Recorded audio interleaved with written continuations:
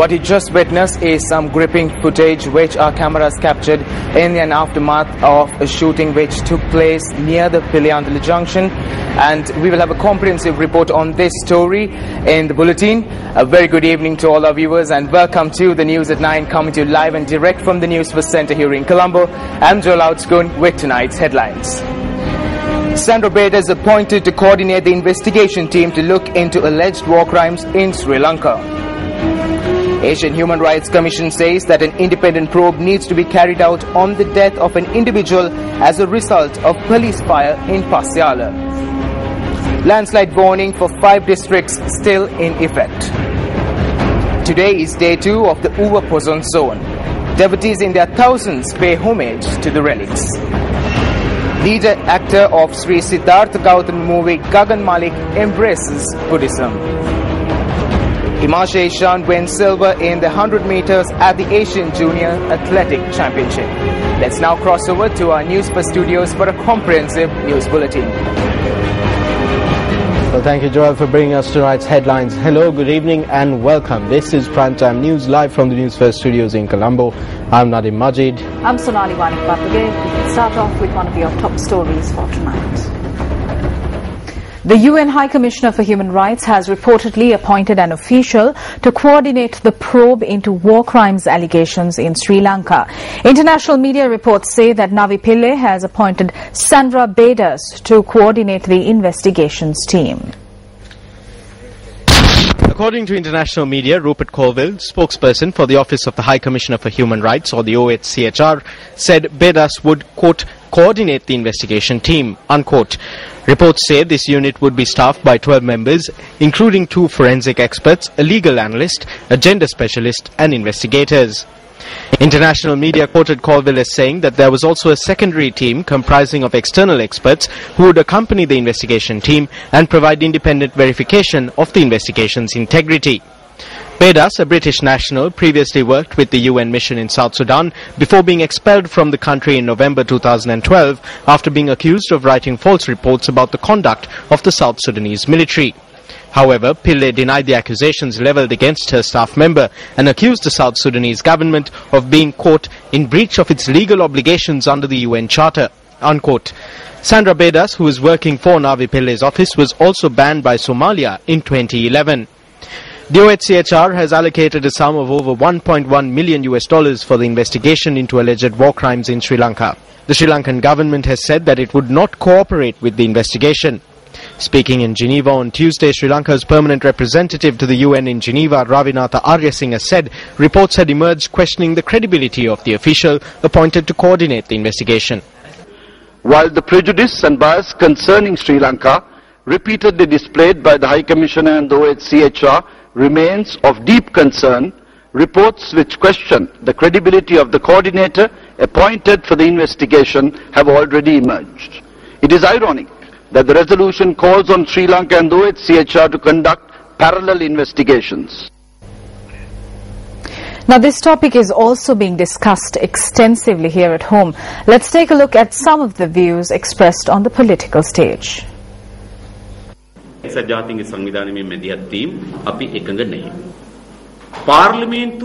not agree with the intervention of the UN. After carrying out various activities, the President and a group of his close associates are now asking about the views of Parliament. The President, who did not pay any heed to matters that were discussed in Parliament and to the revelations that were made in Parliament, has now decided to inquire about the views of Parliament in this regard. If decisions reached by the United Nations are defeated by parliaments of each nation, then there is no point in such an organization existing. This is a political ploy to divert the activities of the UN.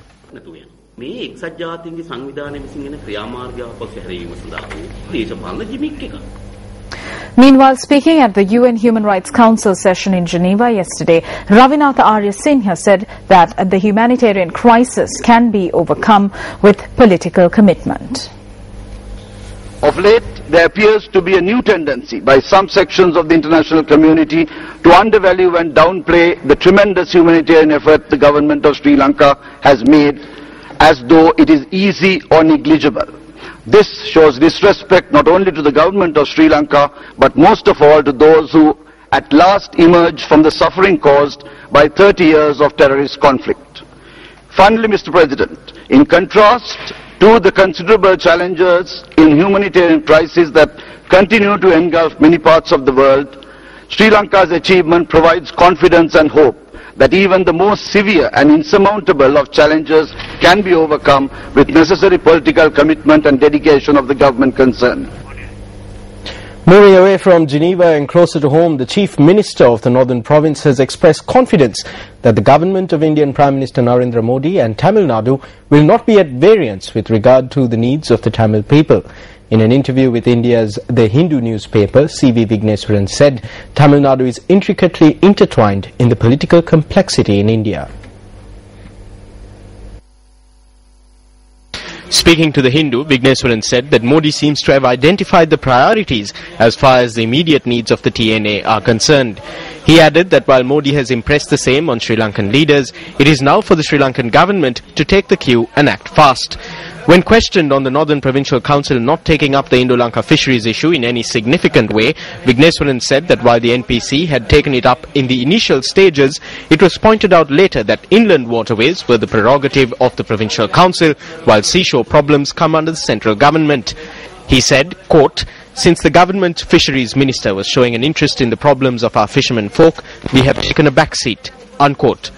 While adding that the NPC would come in if their input is required, Vigneswaran added that from a democratic and pragmatic perspective, it is, quote, "strange that the elected representatives of the affected region are not being asked to take a lead role," unquote.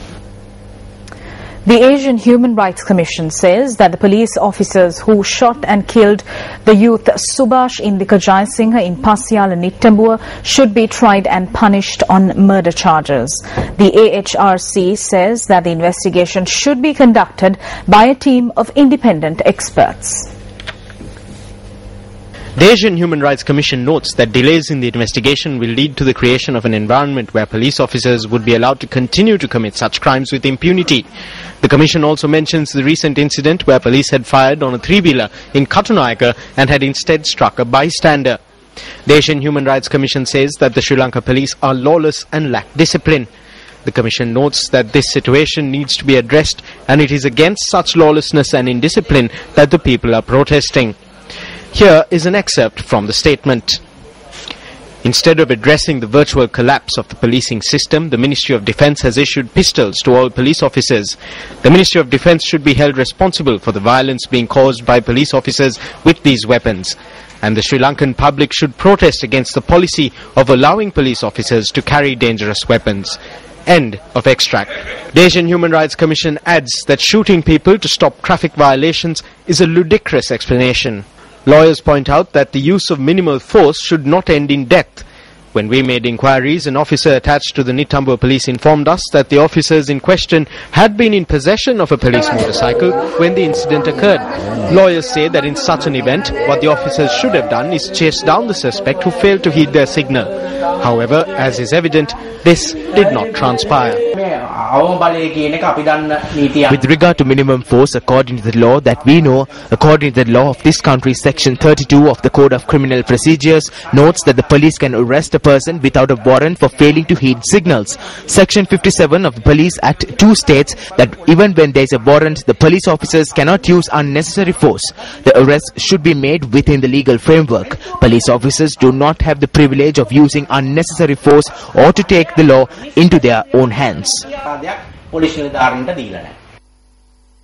Saveen Chaturanga, a friend of Subhash Indika, who was the pillion rider on the motorcycle, says that the police officers were under the influence of alcohol. The police officers put out their hands and we stopped the motorcycle. We stopped on the Kandy Road in Pasiala, Nittambua. They quickly came close to us and fired. We fell down. The police officers were drunk. There were 5 of them. When News first made inquiries, the police noted that a medical report would have to be obtained to state if the police officers in question were under the influence of alcohol. Journalists questioned the police media spokesperson at a media briefing convened yesterday on how the victim had been shot in the chest, if in fact the officers had been firing at the motorcycle. As the media spokesperson, I cannot give an opinion on this. Have you been informed of this? I have been informed. It is the judicial medical officer who is conducting the post-mortem examination that has the power to make a statement on that.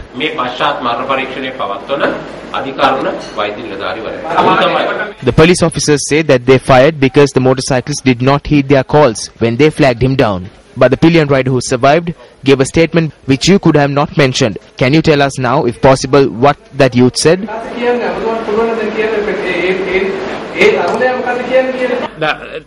The youth notes in his statement that they had come forward and had stopped and had attempted to move again. He says he was seated behind when the gun was fired.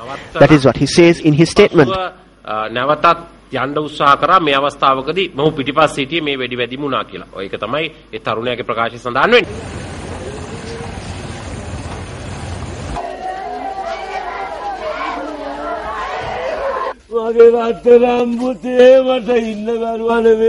The body of the victim of the police shooting, Subhash Indika Jayasinghe, was brought to his home in Kitulwala, Mirigama early this morning. The 23-year-old was a father of one.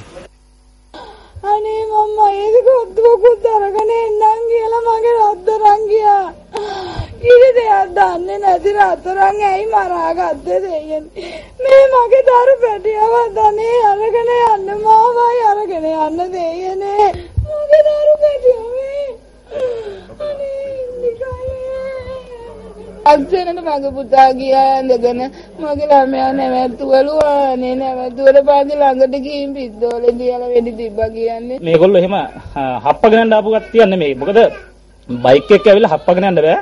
බල්ලෙක් හැප්පුවත් bike එක පෙරලෙනවා. ඉතින් ඒ වගේ අවස්ථාවක මේ පොලිසියෙන් කියන්නේ බොරුවක් කියලා මේ මුළු ලෝකෙම පැහැදිලිව පේනවා. එහෙම අවස්ථාවකදී පොලිසිය හදන්නේ ඒගොල්ලෝගේ වරද වහගන්න මේගොල්ලන්ට නැවත පාරක් වරද පටවන්න. කිසිම අවස්ථාවක තමන්ට මරණීය තුවාලයක් සිදු නොවන අවස්ථාවක Our law has not given any individual or police officer the right to use a firearm against an unarmed individual when there is no fatal wound to them. I believe that at this instance, this police officer must be arrested and produced in court. Police නිලධාරී මහත්මයාව අත්අඩංගුවට අරගෙන අධිකරණයට ඉදිරිපත් කළ යුතුයි.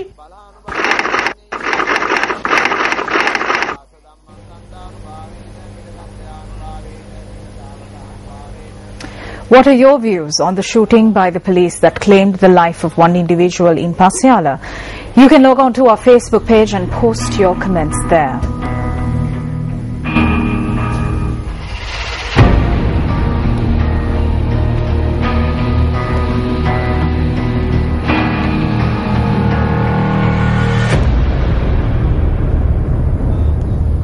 The police officer who discharged his weapon in Heenatiana Katunayake yesterday has been interdicted. The police media spokesperson said that disciplinary action will be taken in this regard. According to police media spokesperson SSP Ajit Rohana, the police officer had opened fire against a three-wheeler that failed to heed orders. However, the officer had missed his target and an innocent bystander was shot.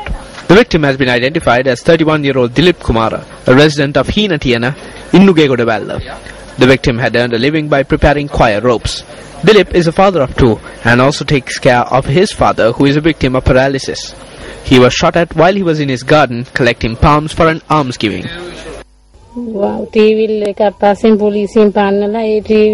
The police had been chasing a three-wheeler. They opened fire and it was my husband who was shot in the hand. He has undergone a surgery at the Gampa hospital. We prepare coir ropes and he also takes labour jobs. We call on the authorities to ensure that justice is meted out. According to hospital sources, the victim is not in a critical condition. An officer attached to the Valigama police committed suicide today by jumping in front of a train. The police say that the officer had jumped in front of the oncoming train on the coastal line in the Aranwala area in Ahangama. He was run over by the Sagurika train plying from Matara to Maradana. The deceased has been identified as 52-year-old Upali Senarath, a constable attached to the Valigama police. Our reporter says that Constable Senarath was a father of four. When I was with my husband passing this area at around 5:20, I witnessed the police constable lying on the ground. The body of a woman with her throat slit was discovered from the Galkulia area in Pallama, Chilau. 38-year-old T.N. Dilukshi from Mundalama was found murdered in her house last evening. She was a mother of a 6-year-old girl. I was inside the house. I heard a noise. The child came out and screamed. When I looked inside, all I saw was a pool of blood. She was on the ground. There were wounds on her head. The child told us that she was stabbed. I took her to a hospital in a 3-wheeler. The police have cast their suspicions on an individual who had held contact with the deceased and say that he had fled the area.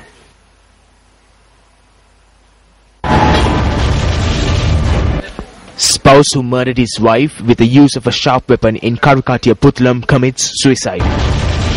Body of a woman with laceration marks found in close proximity to the Gampala hospital. A person who was found unconscious next to the remains of the woman admitted to the hospital by the police.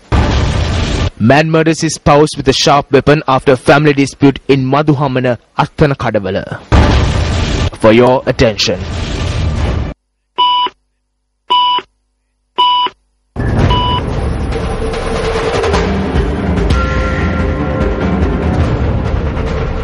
Welcome back to the news. Well, the extreme weather conditions brought on by the activation of the southwestern monsoon system are continuing to affect many parts of the island. Earth slips and landslides have been reported from several areas in the Central Hills and the Kalutara districts. Newsfirst Stephanie Lazarus joins us now from the Weather Centre with the latest. Well, thank you, Lambeam. Taking a look at some of the stories relating to the weather conditions around the island, the Disaster Management Centre says that the landslide warning issued by the National Building and Research Organisation for 5 districts continues to remain in effect.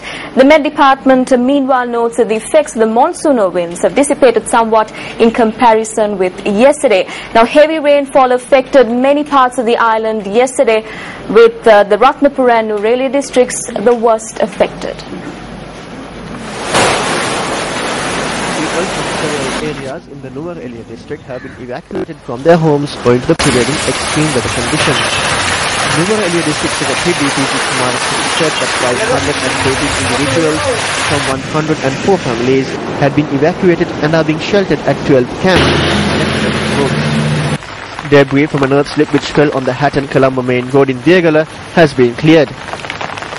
Our reporter says that an operation also commenced today to remove an earth embankment which collapsed on the Hatton-Colombo railway line near the 99th kilometre post in Galabada.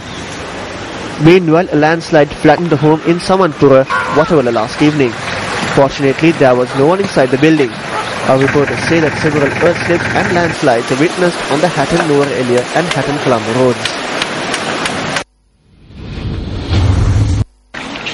Several homes in the Kadavala estate in Ginigathena in the Nuwara district were damaged in earth slips. The displaced residents are being temporarily sheltered at Vigneshwara College, Kandavala. Several areas including Agarapadana, Torrington and Colebrook were inundated. A 65-year-old man was injured when an earth embankment collapsed onto a home in Sinnanagawatha and has been hospitalized. An earth embankment also collapsed onto a home in the Ganepalla area in Yatiyantota. Our report says that the inhabitants are being temporarily sheltered at a rubber factory in the area. Meanwhile, a tree collapsed onto another home in Nagastanna, Yatiyantota.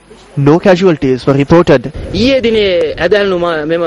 Water levels of several reservoirs in the area have risen as a result of heavy rainfall. However, the rainfall that was experienced in the area has now eased. Ratnapura District Secretary Dunil Kannangara, speaking to Newsfirst, said the floodwaters have begun to recede gradually. What you see is an inundated area in the Veralupa area in Ratnapura. Now the time is 1:45 p.m. and if I am to tell you about the current weather condition, a slight drizzle was experienced in the area a few minutes ago. Now, as you can see, the water levels in the area are now going down. Several low-lying areas in the Ratnapura district, including Muagama, Veralupa, Angammana, Batugedera and Muttua, were inundated by the heavy rains. A Newsfirst crew inspected the Muagama water level gorge this afternoon. We are underneath the Muagama bridge in the Ratnapura area. Now, as you can see in the meter gauge behind me, the meter reads as 5.56 meters. Now, according to the officials in the area, this can be considered as a not so critical situation. But however, if the meter reaches up to 6 meters, it can be considered of high risk. Low-lying areas in Alapata, Dimiyawa, Dambulua and Pollekoda were also inundated. Newsfirst U reporter Jayant Dhammapriya noted that floodwaters which inundated the Hangamur-Karavita road have receded.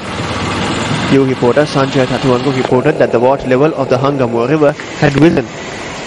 Low-lying areas in Kuruvita, Gonapitiya, Pathagama, Galukkama, Kiriyalla and Ayagama were also inundated. Several homes in these areas were also submerged. Our reporter says that transportation in rural areas of the Ratnapura district was affected. Our reporter says that students of the Kadugannawa Junior School were evacuated following a landslide which occurred at a lower elevation. Newsfirst Dushani Nanaikara made inquiries from the Disaster Management Centre regarding the persisting risks of landslides. What is the status of the landslide warning at present? At present, as per the 24-hour warning issued by the NVRO, the people living near slopes in the Kandy, Nuwara Eliya, Kegol, Ratnapura and Kalutara districts have been asked to exercise caution.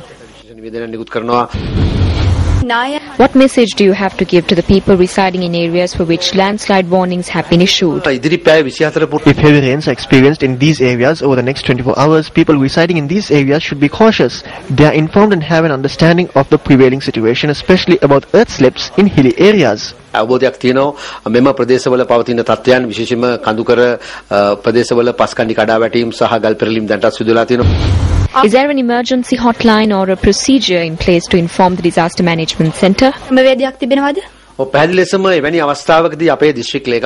Disaster Management Unit at the relevant district secretariats can be contacted at any time. At the same time, the main national office can be contacted on the hotline 117 between 6 a.m. and 8 p.m. 117 එහෙම නැත්නම් 117 දුරකථන අංකයෙන් කතා කරලා මේ සම්බන්ධයෙන් විස්තර කිව්වේ හැකි. The Weather Centre also made inquiries from the Met Department on the prevailing weather conditions and the department's forecast for the coming days. Yesterday, due to active monsoonal conditions, fairly heavy rainfalls have been reported from certain parts in the central region and also from the southwestern and from the Sabaragamuwa region. Today, the wind flow, southwestern monsoonal wind flow, is somewhat less active compared with yesterday. But however, we are expecting more rain in the central, western, Sabaragamuwa provinces and also in Gaul Mathura districts during the next few days. The tragedy continues to strike many parts of the island with the continuing extreme weather conditions. Newsfirst received a report from Paduka where an 11-year-old girl drowned after falling into a waterway. The girl, who was a resident of Homagama, had been visiting her grandmother in Arukwatha Ganegodavata in Paduka. The police said that she had visited a dansala in the area with her younger brother and uncle yesterday. The girl had fallen into the waterway in the Arukwatha area while attempting to traverse a shoe bridge to get to the opposite bank and return home. She had stopped saying her slipper had fallen off, and it was then that she had slipped and fallen. I got a call at around 10:30 p.m. saying that my son and daughter had been washed away in the floodwaters. My son was found in the Paduka hospital. We looked for the daughter everywhere, but we couldn't find her. She had slipped from here and gone up to about a kilometer. The body was found stuck on a tree. The officials don't care about this. Every time it rains in the area, the water comes up to around 4 to 5 feet. The body of the girl, identified as Julie Methisala, was recovered this afternoon. She was a grade 6 student at Homagama Central College. Her body is currently lying at the Paduka hospital. Well, the Newsfirst Weather Centre is always on the lookout to bring you the latest details on the weather conditions around the island. That's it for now. Let's now cross over to the main desk for more. Thank you very much, Stephanie. Uwa Poson Udane, the Poson zone organised by the Uwa Paranagama United Buddhist Organisation with the support of Newsfirst, commenced yesterday.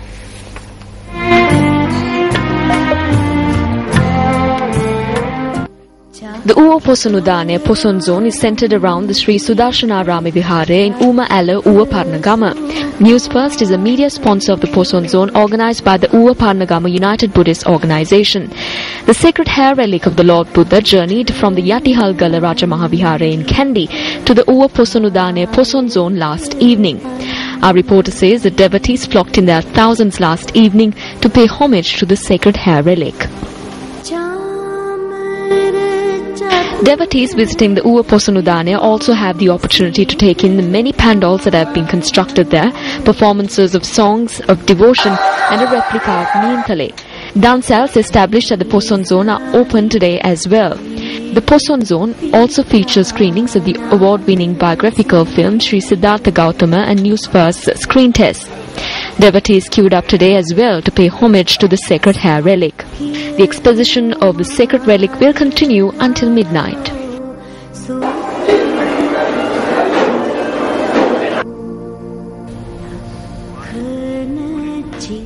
Now, programs were organized in several parts of the island yesterday to celebrate Poson Poya Day. Let's take a look at some of the events that were held. A performance of songs of devotion was held at the Dharmayatana Vihara in Narayanpeta yesterday. The event was organized under the auspices of the chief incumbent of the Vihara, Venerable Ulapane Sumangala Thera. The Poson Rice Dansala, organized annually by the youth of Siambalangoda, Polgas Ovita, was held this year as well. The Dansala, which was organized for the 10th year, was held at the Siambalangoda Junction. A performance of songs of devotion by the students of the Dhamma school at the Isipatarama Vihara in Timbirigasyaya was held at the Vihara yesterday. The 77th Hakmana Poson zone was declared open yesterday by Minister Lakshman Yapa Abegunawardana. The Hakmana Poson zone features many attractions including performances of songs of devotion.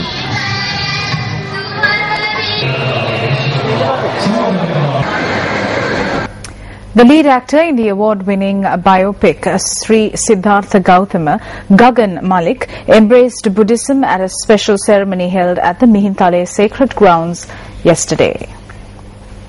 Gagan Malik, who arrived at the Meentale Rajamaha Vihara last evening, first paid homage to Lord Buddha. Gagan Malik then visited the relic chamber where Venerable Kotapala Amarakirti Thera invoked blessings on him.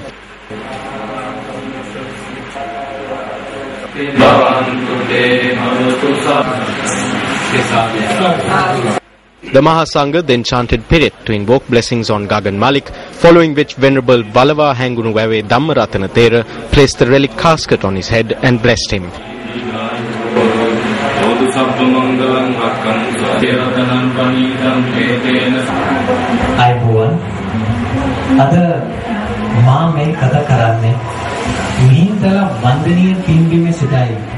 Ayubowan, I am speaking to you from the sacred grounds of Mihintale. Let us take the message of friendship, love and peace that was taught by Lord Buddha to the generation that will be entrusted with the future of this country. The Asia World Foundation has gifted the film Sri Siddhartha Gautama to the entire world.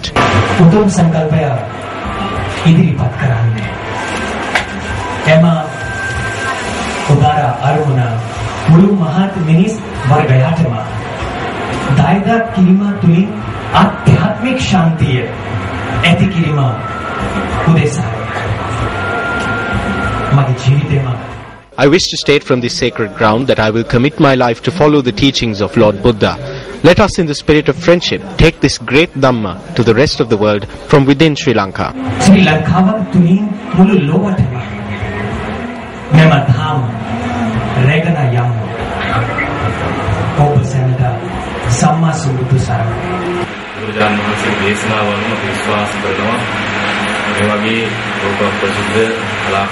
We believe that it is a special occasion today because a popular artist from the Bharat nation, from where the teachings of Lord Buddha spread, has thought about the principles of Panchasila and has decided to embrace the teachings of Lord Buddha. Our artist Gagan Malik has today come into the Buddhist world and has shined a light on the Sasana. He has embraced the Dhamma with a good understanding of it. We bless him for a good future.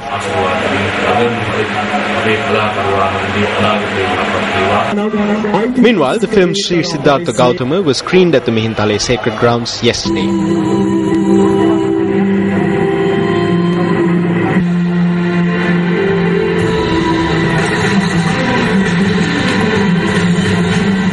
The much-awaited 2014 FIFA World Cup kicked off in Sao Paulo last night in the midst of a sea of yellow and green in a colourful opening ceremony. And following the tournament's opening match, celebrations broke out in Rio as Brazilian poster boy Neymar showed why he is carrying the hopes of a nation on his shoulders, scoring twice to help the underwhelming hosts escape a disappointing start to the tournament.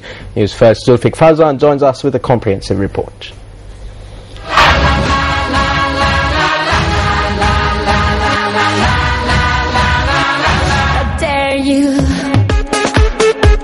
After nearly a decade of planning, 4 years of anxiety, riots, strikes, construction deaths, and a host of other obstacles, the FIFA World Cup 2014 kicked off at the Arena Corinthians.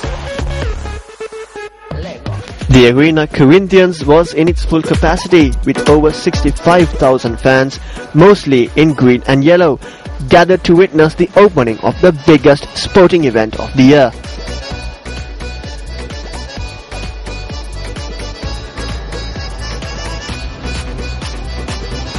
A cast of 660 dancers paid tribute to the country's nature, people and football, with a show around a living ball on the Arena de Sao Paulo pitch.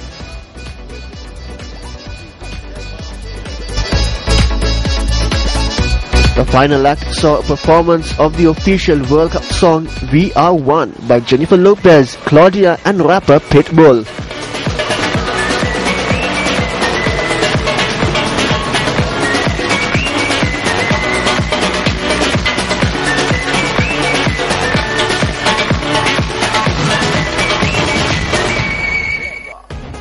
There was a frenetic start in Sao Paulo with an own goal by Brazil's Marcelo, giving the opposing Croatians a shocking 1-0 lead early on, making it the opening goal of the tournament. Brazil got off to a slow start in its home tournament. Defender Marcelo found his own net while trying to clear a low cross by Ivica Olic in the 11th minute, stunning the crowd of more than 62,100 packing the Itaquera Stadium. With Brazil struggling and down a goal against a spirited Croatian team, Neymar came through to lead his team to a 3-1 win in the opening match, scoring once in each half. What eventually proved to be the winning goal to put Brazil 2-1 up was a controversial penalty awarded by Japanese referee Yuichi Nishimura. As Croatia searched desperately for an equalizer, the impressive Oscar added to the scoring in the first minute of injury time with a toe poke from just outside the penalty area to make it 3-1.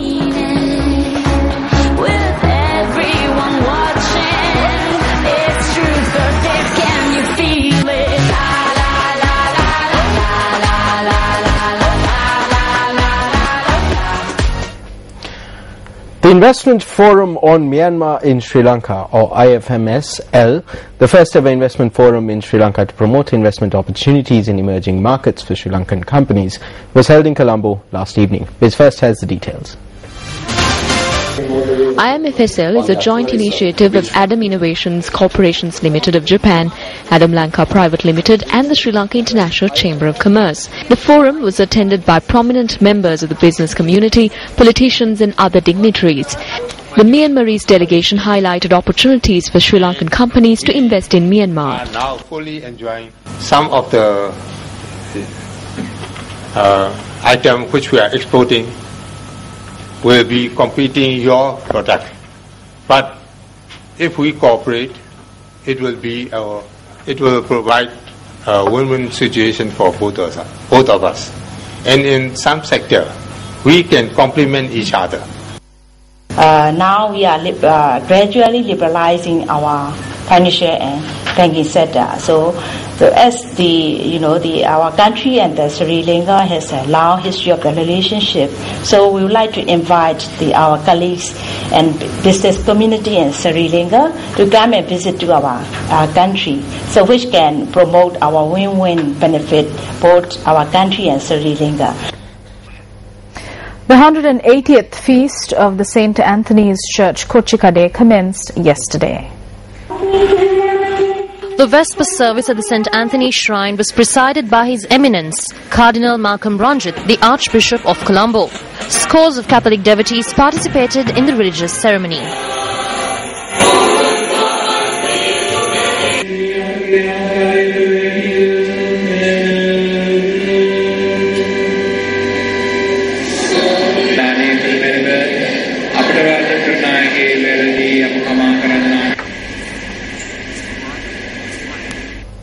Himasha Eshan won the silver medal in the 100 meters boys event at the Asian Junior Athletics Championships in Chinese Taipei, clocking a time of 10.49 seconds. This is incidentally his personal best performance. And moving on to cricket news, an unbeaten double century by English middle order batsman Joe Root revived the English innings on day 2 of the first test against Sri Lanka. The game is currently being played at Lord's Cricket Ground. England resumed day 2 with an overnight score of 344 for the loss of 5 wickets. Matt Pryor was the first of all. He was dismissed for 86 by Sharminder Eranga. Chris Jordan, who came in next, became Sharminder Eranga's second wicket of the day.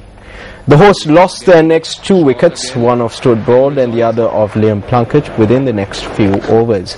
However, thanks to the efforts of Joe Root, who recorded his maiden double test century today, England managed to amass 575 runs for the loss of 9 wickets before declaring their innings. Nawan Pradeep was the chief destroyer for Sri Lanka, bagging 4 wickets, while Sharminder Eranga claimed 3 English caps. Batting in their first innings, Sri Lanka were 86 for the loss of 1 wicket, a short one. It's good on. He's gone for his. It's Dunbar.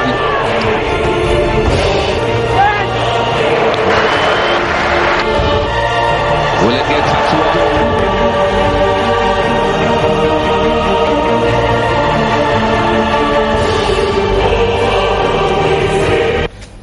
And finally, a ceremony to welcome the contestants who advanced to the semi-final round of Super Fighter, Sri Lanka's first ever sports reality program, took place today at the Vidyaratna University College in Horana. Super Fighter. 5 competitors from Vidyaratna University College in Horana have been selected to the semi-final round of Super Fighter, which is also the highest number of competitors representing one single school. Madhushanka Haduvela and Kasun Madhuranga are competing under the 49 kg weight class, while Indranil Koduarachi will be competing in the 52 kg weight class. Banuka Jayampati will compete in the 56 kg weight class, while Sandeepa Samarasinghe will battle it out in the 60 kg weight class. They were presented with medals at this ceremony. These 5 boxers will take part in exhibition bouts at the event that will take place at the Horana Urban Council grounds tonight, along with a musical show which will witness the participation of the 12 finalists of Sirsa Superstar Season 6.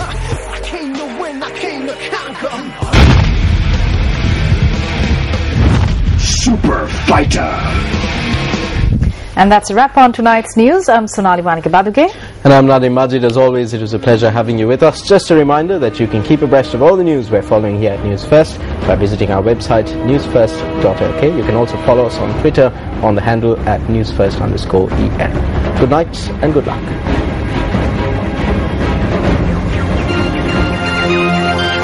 Hotline 0114-896-896. www.newsfirst.lk.